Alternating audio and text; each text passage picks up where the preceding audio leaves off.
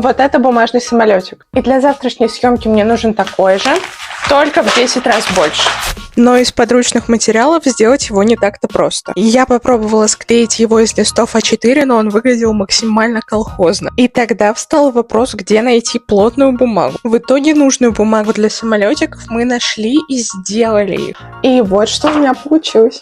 Скоро покажем съемку с ними, там вообще красота неимоверная, не пропускайте.